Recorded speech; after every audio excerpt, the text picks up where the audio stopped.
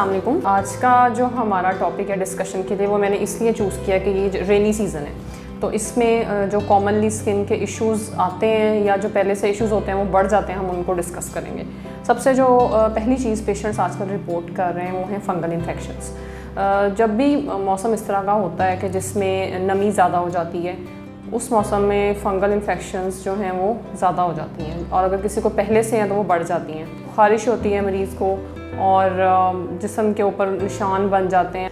دوسرے نمبر پہ جو چیز کامنلی پیشنٹس رپورٹ کر رہے ہیں وہ ہیں, ہم اپنی لینگویج میں اس کو اسکیبیز کہتے ہیں. اس کو خارش کی بیماری کہا جاتا ہے عام طور پہ, جو اگر کسی ایک گھر والے کو ہو جائے تو تقریباً 70-80% چانس ہے کہ وہ سب کو ہوگی. پھر وہ بھی رینی سیزن میں زیادہ ہو جاتی ہے, نمی اس کو بھی بڑھاتی ہے. پیشنٹس جو تھوڑے اوور ویٹ ہوتے ہیں, جن کا ویٹ یا جن کا وزن اپنے ہائٹ کے حساب سے زیادہ ہوتا ہے, ان کی اسکن جہاں جہاں پہ اسکن کے دو پارٹس آپس میں جڑتے ہیں, جیسے فار ایگزامپل بغلوں میں, وہاں پہ ریش ہو جاتا ہے, جلد سرخ ہو جاتی ہے اور وہاں پہ خارش آتی ہے, جلن ہوتی ہے. یہ چیز بھی اس موسم میں, برسات کے موسم میں زیادہ ہو جاتی ہے.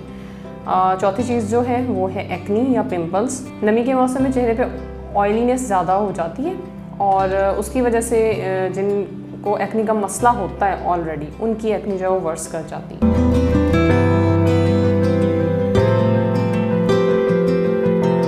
ابھی میں نے آپ کو یہ ساری چیزیں بتائی ہیں جو کہ برسات کے موسم میں زیادہ ہو جاتی ہیں. اب ہم یہ دیکھیں گے کہ ہم ان کو کم کیسے کر سکتے ہیں, ہم ان سے بچ کیسے سکتے ہیں. سب سے جو امپورٹنٹ چیز ہے وہ ہے ڈرائینس. موسم اس طرح کا ہے, ہبس ہے, پسینہ زیادہ آئے گا, تو اس کے بعد کیا کرنا ہے کہ جیسے ہی کام سے فری ہوں, فار ایگزامپل کوئی ہاؤس وائف ہے, وہ کچن میں کام کر رہی ہیں, تو وہ فوراً فین کے نیچے آئیں اور پنکھے کے نیچے آ کے اپنا جو ہے پسینہ اس کو ڈرائی کریں. شاور لینا چاہیے فریکوینٹلی, کم از کم 2 بار دن میں. ہم نے جب وضو کرنا ہے یا پیر گیلے ہوں گے تو پیروں کی انگلیوں کو درمیان سے ٹیشو پیپر کی مدد سے ڈرائی کرنا ہے. آئیڈیلی ٹیشو پیپر کی ہیلپ لینی ہے اور اس کو پھر ڈرائی کرنا ہے. پاؤڈرز وغیرہ بھی یوز کیے جا سکتے ہیں, ٹیلکم پاؤڈرز, تاکہ پسینہ جو ہے اس کی وجہ سے جو ایک ان ایزینس آ رہی ہے, اریٹیشن ہو رہی ہے, وہ بھی کم ہو جائے. اب ان ساری چیزوں کی وجہ سے مسئلہ کیا ہوتا ہے اگر یہ ہو جاتی ہیں, یہ تو میں نے یہ بتایا نا کہ یہ ان سے ہمیں بچنا کیسے.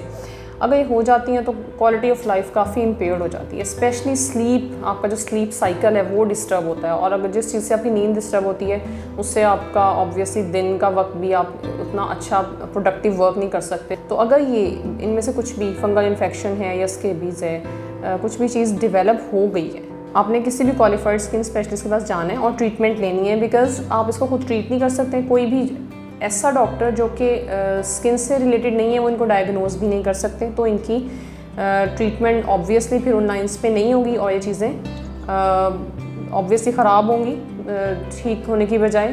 تو آپ پلیز اگر یہ ڈیولپ ہو جاتی ہیں تو kindly consult some qualified dermatologist. Thank you.